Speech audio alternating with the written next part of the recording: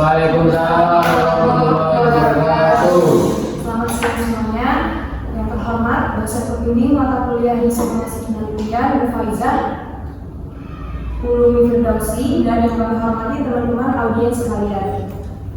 Perkenalkan, saya Nama Satu Dewanti sebagai moderator dari kelompok 9, dan izinkan saya untuk memperkenalkan anggota dari kelompok 9. Ada Mas Yuswa Rivaldi, ada Mas Eki Komoni, Sarifah Fadia, dan Ananda. Pada kesempatan hari ini kami akan membahas atau mempresentasikan materi tentang problematika kekurangan guru pendamping inklusif di sekolah negeri. Ya, baik, langsung saja. Materi yang pertama akan dibacakan oleh Sarifah Fadia. Kepada Sarifah Fadia dipersilakan.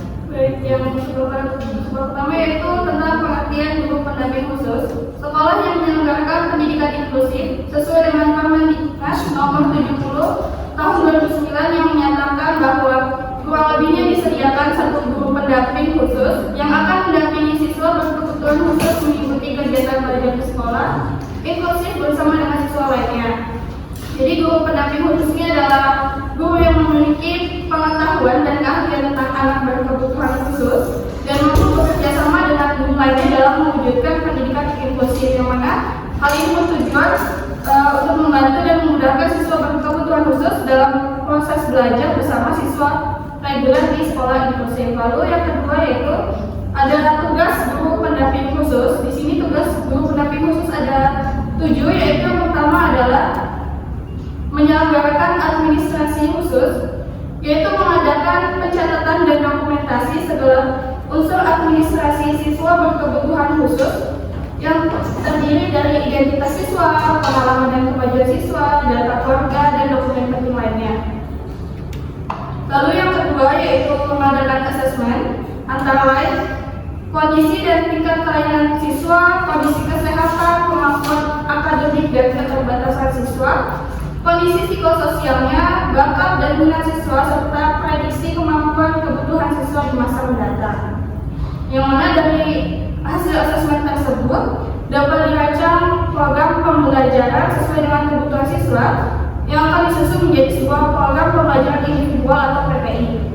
Lalu tugas yang ketiga yaitu menyusun PPI siswa berkelainan, yaitu memuat tentang level kemampuan dan perkembangan siswa, tujuan jangka panjang dan tujuan jangka pendek yang akan dicapai, pelayanan khusus yang akan diberikan, mengadakan evaluasi apakah siswa mengalami kemajuan di mana dan kapan program inklusif ini akan diterapkan. Lalu yang keempat yaitu menyelenggarakan kurikulum plus sekolah umum dan kejuruan atau sekolah reguler yang menyelenggarakan pendidikan inklusif harus mampu mengembangkan kurikulum sesuai dengan tingkat perkembangan dan kebutuhan peserta didik agar lulusan tersebut memiliki kompetensi untuk bekal hidup kelak. Lalu yang kelima yaitu pembinaan komunikasi siswa berkelainan. Tugas yang dijalankan diantaranya yaitu tugas menyunting huruf braille ke tulisan visual ataupun sebaliknya. Lalu menjadi penerjemah jika ada siswa yang menggunakan bahasa isyarat, maka guru sebagai mediatornya. Lalu yang tugas keenam yaitu pengadaan dan pengelolaan alat bantu pengajaran yang dapat diperoleh dengan mengajukan permohonan kepada dinas atau guru yang secara kreatif mengadakan media belajar dengan memanfaatkan limbah dari limbah bekas, contohnya seperti kardus bekas, kertas bekas, ataupun botol bekas.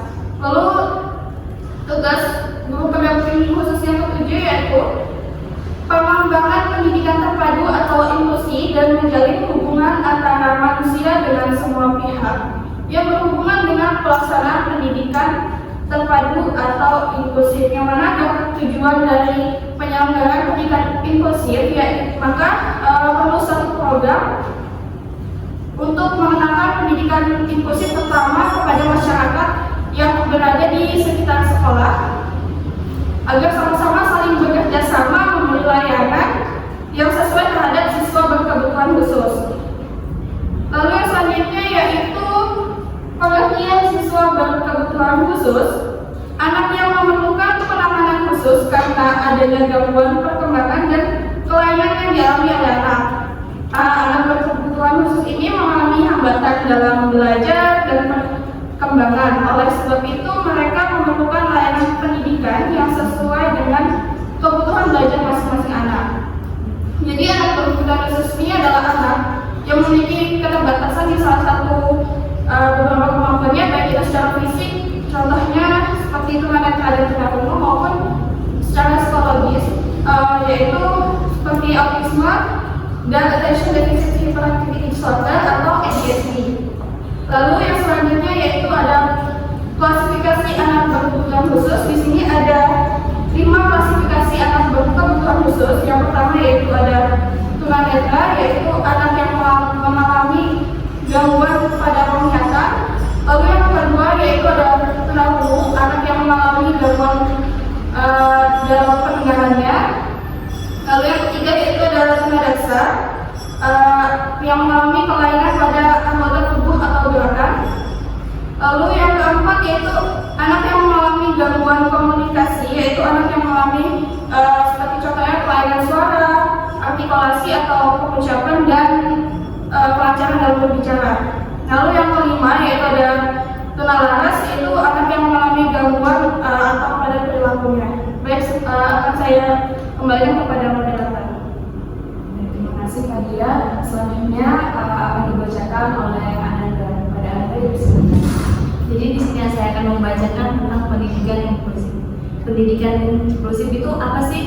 Pendidikan inklusif itu adalah sistem pendidikan yang terbuka bagi semua individu serta mengakomodasikan semua kebutuhan sesuai dengan kondisi dari masing-masing individu. Nah, jadi di sini kami tidak, pendidikan itu yang terbuka tidak memandang sebagai status, rasnya, budaya, dan kondisi fisik, emosional, sosial.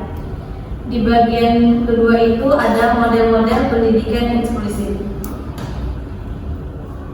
Di situ ada beberapa model pembelajaran yang dikhususkan. Yang pertama itu melihat kondisi dan sistem pendidikan yang berlaku di Indonesia. Yang kedua, bentuk kelas reguler dengan kluster anak berhambatan belajar bersama anak lain dalam kelas reguler dan dalam kelompok khusus.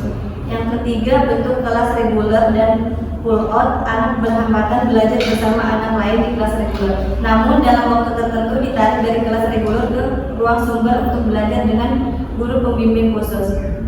Yang keempat, bentuk kelas reguler dengan cluster dan pull out anak berhambatan belajar bersama dengan anak kelas reguler lainnya. Yang terakhir, bentuk kelas khusus penuh di sekolah reguler anak berhambatan belajar kelas pada sekolah reguler.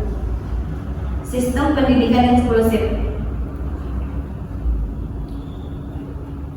SLB adalah sekolah khusus yang pada awalnya berdirinya menyelenggarakan pendidikan hanya bagi peserta didik dengan jenis kelainan yang sama, seperti SLBA, SLBB, SLBC, dan seterusnya. SDLB adalah sekolah dasar khusus yang menampung berbagai jenis kelainan. Adapun sekolah terpadu adalah sekolah reguler yang menerima peserta didik berkebutuhan khusus dengan kurikulum guru, sarana prasarana pembelajaran. Sedangkan SDLB adalah sekolah dasar khusus yang menampung berbagai jenis kelainan. Adapun sekolah terpadu dan kegiatan belajar mengajar bagi seluruh peserta didik. Saya kembalikan kepada moderator. Terima kasih Ananda. Selanjutnya akan dibacakan oleh Mas Yos pada mahasiswa. Maaf, selanjutnya akan dibacakan oleh Mas Evin. Mas Evin, persilakan. Selanjutnya saya akan menjelaskan faktor-faktor yang mempengaruhi kesulitan guru dalam pelaksanaan program pendidikan inklusif. Yang pertama, faktor internal adalah faktor yang dapat dari dalam guru itu sendiri. Yang pertama, profesionalisme guru. Nah, guru itu dituntut untuk selalu profesional dalam melaksanakan tugasnya, entah itu mengajar atau membimbing siswanya dalam di sekolah. Seorang guru harus bisa mengerti kebutuhan siswa, entah itu untuk kebutuhan di luar sekolah atau di dalam sekolah. Karena tidak semua siswa itu memiliki kepribadian yang sama. Nah, dan itu seorang guru harus bisa mencari kekurangan dan kebutuhan siswa tersebut. Nah, yang kedua, pengalaman kontak dengan siswa berkebutuhan khusus. Nah, yang kedua ini sangat penting. Kenapa? Karena kalau guru tidak pernah secara langsung komunikasi atau mengajari anak inklusif itu, maka guru tersebut akan kesulitan. Apalagi seorang guru tersebut bukan ahli dalam menangani anak yang berkebutuhan khusus. Yang kedua, faktor eksternal. Faktor eksternal adalah faktor yang terdapat dari luar. Faktor ini berupa interaksi sosial di luar diri seseorang. Yang pertama, kondisi siswa. Kondisi siswa, saya punya contoh, kalau orang berkebutuhan khusus di dalam satu kelas itu biasanya dia akan pinter. Dia tidak akan bergaul sama teman-temannya, dia akan menjauh, ataupun sebaliknya teman-temannya itu bisa menjauhi dia atau menganggap kalau dia itu tidak setara dengan yang lain. Maka dari itu saya mengimbau kepada teman-teman yang mempunyai kepribadian khusus, itu bukan dijauhi, harus dirangkul agar dia merasa kayak ada teman dan lebih semangat dalam belajarnya. Yang kedua, fasilitas. Nah, yang kedua ini fasilitas yang diadakan oleh pihak sekolah, entah itu fasilitas untuk mereka membaca, untuk mereka mendengarkan. Seperti anak inklusif itu tidak sesempurna anak yang biasanya. Makanya fasilitas yang diberikan harus dari sekolah itu harus berbeda juga kepada anak inklusif tersebut. Yang ketiga, pelatihan yang didapat terkait program inklusif. Nah, ini sangat penting. Kenapa? Kalau guru tidak mendapat pelatihan khusus untuk menangani siswa inklusif, mereka akan kesulitan. Kenapa? Umpamanya anak ini tidak bisa membaca. Kalau seorang guru itu tidak belajar untuk menggunakan kata-kata dari tangan misalnya, itu akan kesulitan. Mereka akan kesulitan mengajar karena mereka tidak memiliki pendengaran yang baik seperti siswa pada umumnya. Kekurangan pendamping guru inklusif. Terjadinya kekosongan guru pembimbing khusus di antara pembimbing khusus di sekolah akan memberikan pengaruh dan dampak berarti dalam keberhasilan penyelenggaraan pendidikan inklusif di sekolah tersebut. Dampak terbesar dialami pada pembelajaran anak berkebutuhan khusus karena dengan tidak tersedianya guru pendamping khusus, kebutuhan mereka tidak dapat terlayani dengan semestinya dan maksimal, terutama kebutuhan akan pengetahuan kompensatoris. Nah, di sini tidak semua anak yang memiliki kebutuhan khusus itu bisa sekolah di SMP, karena beberapa macam keadaan, entah itu jalannya yang jauh atau biayanya yang mahal. Kadang-kadang saya pernah punya itu pas KM, anak berkebutuhan khusus sekolah di sekolah negeri. Nah, orang guru itu di sana tidak ada yang bisa mengajari anak tersebut untuk membaca, untuk menulis, karena keterbatasan tersebut. Akhirnya mau tidak mau kami sebagai anak KM pada situ tuh kita belajar secara mandiri di YouTube atau di media sosial untuk mengajari anak tersebut. Nah, ini sangat berdampak kepada anak tersebut, karena anak tersebut tidak bisa mendapat pelajaran yang baik dengan semestinya seperti teman-temannya yang lain yang berada di dalam kelas. Nah, yang terakhir, tantangan guru inklusif di sekolah negeri. Pertama, kurangnya motivasi siswa dalam mengikuti penilaian pembelajaran karena jenis penilaian diberikan tidak sesuai dengan kemampuan siswa. Yang kedua, kesulitan mengidentifikasi jenis kebutuhan khusus siswa ABK karena adanya bias di antara beberapa ciri siswa ABK. Nah, yang terakhir, kurangnya memahami cara memodifikasi teknik penilaian pembelajaran yang tepat bagi siswa ABK di kelas inklusif. Hal ini disebabkan tidak semua guru memiliki kompetensi dalam mengelola penilaian yang tepat bagi siswa ABK anak atau anak berkebutuhan khusus. Nah, demikian presentasi dari kelompok kami. Saya serahkan ke moderator. Baik, terima kasih semuanya. Selanjutnya kami akan membuka sesi tanya jawab bagi teman-teman yang ingin bertanya mengenai materi yang telah disampaikan. Kami persilakan. Hal apa saja yang menjadi kendala Apa saja? dalam pendidikan inklusif? Sebelumnya namanya siapa Pak? Dari kelompok mana? Dari kelompok 10 juga sebagai contoh. Baik, selanjutnya untuk pertanyaan selanjutnya. Cara guru untuk mengoperasikan kelas yang kondusif dengan siswa-siswa yang beda kemampuan. Mengoperasikan kelas supaya kondusif. Ya. Ada pertanyaan lagi dari teman-teman? Ya, saya ingin bertanya bagaimana guru itu bisa dibilang sukses dalam mengoperasikan kelas itu. Baik, mungkin pertanyaannya cukup mudah saja, akan tampil dulu. Baik, saya akan menjawab pertanyaan tentang bagaimana cara guru untuk mengoperasikan kelas supaya kondusif melihat anak berkebutuhan khusus. Baik, yang pertama itu ada untuk mengoptimalkan proses pembelajaran, maka guru itu harus mengatur tempat duduk sesuai dengan kebutuhan dari masing-masing siswa. Misalnya, guru merolling seminggu sekali agar anak ABK tersebut tidak bosan, dan sebaiknya ABK dan anak pada umumnya tetap digabung supaya ini merupakan upaya guru untuk meningkatkan kepercayaan diri pada anak berkebutuhan khusus. Lalu guru juga perlu mengajar anak belajar di luar kelas karena lingkungan belajar tidak terbatas pada kelas aja kan, jadi bisa diajar belajar di luar gitu. Lalu guru juga bisa menginstruksikan setiap siswa untuk berkelompok yang mana belajar dengan menjadikan satu anak berkebutuhan khusus dengan anak yang lainnya. Baik, mungkin itu sekian jawabannya. Gimana? Ya. Jadi di sini saya akan menjawab pertanyaan Mbak Erlina, bagaimana guru itu bisa dibilang sukses dalam mengoperasikan kelas itu.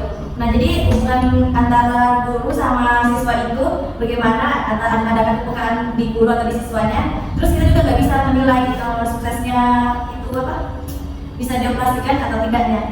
Jadi ada kepekaan antara sesama guru dan siswa. Dan saya tambahin, sukses enggaknya itu kan tidak bisa dinilai. Nah, menurut kelompok kami sukses enggaknya itu ditentukan oleh siswa ini paham nggak apa yang diajarkan guru. Sebaliknya, guru tersebut paham nggak apa yang menjadi kesulitan siswa tersebut. Sehingga kalau itu enak komunikasi. Yang pertama itu kan ada komunikasi antara siswa dan guru. Kalau komunikasi ini sudah enak, maka pembelajaran itu akan sangat berjalan dengan baik di dalam kelas tersebut. Itu apakah ada sanggahan? Udah cukup.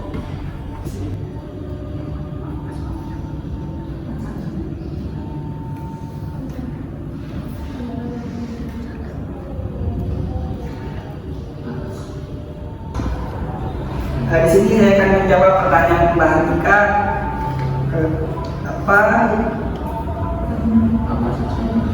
Apa saja yang menjadi kendala dalam pendidikan inklusif? Yang pertama, kurangnya pengetahuan guru tentang anak berkebutuhan khusus.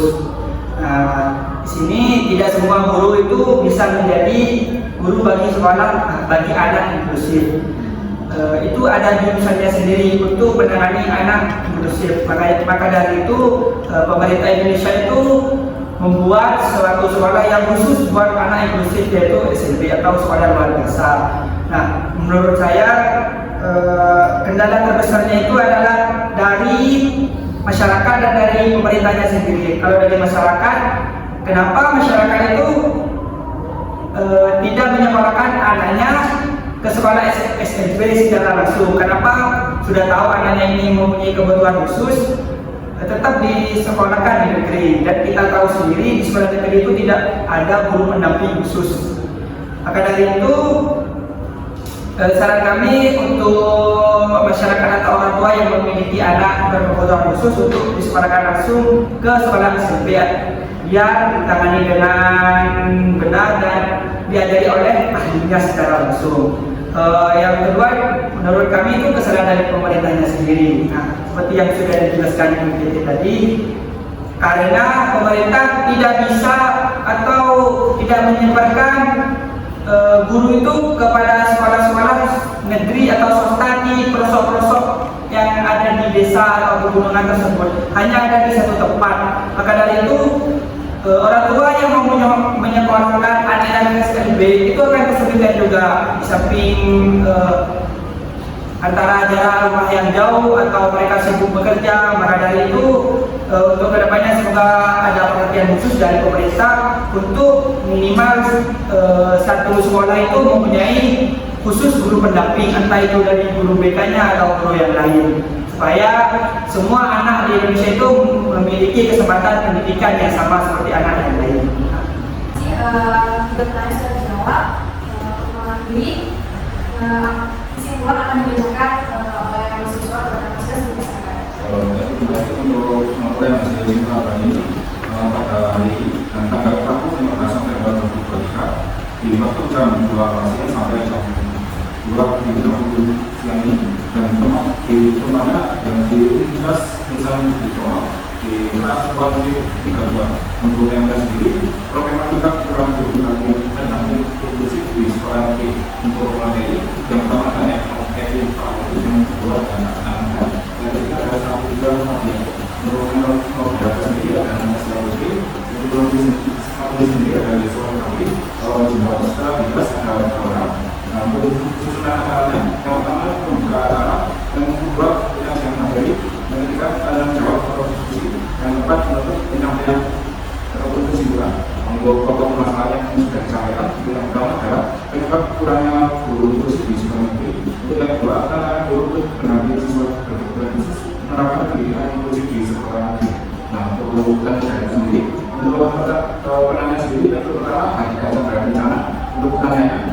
Apa saja yang menjadi kendala dalam pendidikan inklusif? Nah, untuk menjawabnya adalah yang diketahui. Untuk yang kedua, namanya adalah agronomi. Untuk pertanyaannya, bagaimana cara guru untuk mengoperasikan kelas supaya inklusif melihat anak berkebutuhan khusus? Untuk menjawabnya adalah Santiago Kajian. Untuk yang ketiga, nama pertanyaan adalah pertanyaan. Untuk pertanyaannya, bagaimana guru itu sukses dalam mengoperasikan kelas dalam 3 kelas tersebut? Untuk menjawabnya tidak ada anak. Untuk kesimpulan hari ini, penggunaan tenaga kebutuhan khusus ini kan dengan melatar belakang pendidikan luar biasa, tentunya akan memberikan kemudahan sekolah dalam mencapai tujuan pendidikan inklusif. Karena di mana sekolah negeri ada beberapa menerima siswa yang berkebutuhan khusus untuk kesempatan di sekolah negeri, di kebutuhan khusus saja. Nah, ini kan menjadi salah satu faktor sekolahnya juga untuk mendukung adanya program ini tersebut. Nah, di samping itu harusnya ada guru yang khusus untuk mendampingi siswa yang berkebutuhan menghadapi sekolah negeri. Belum ada kayak pelajaran ataupun bersama dengan pemerintah dan kepala sekolah tentang adanya guru khusus pendamping kebutuhan khusus ini. Nah, untuk terus yang dari penyampaian saya, menurut saya masih terus hari saya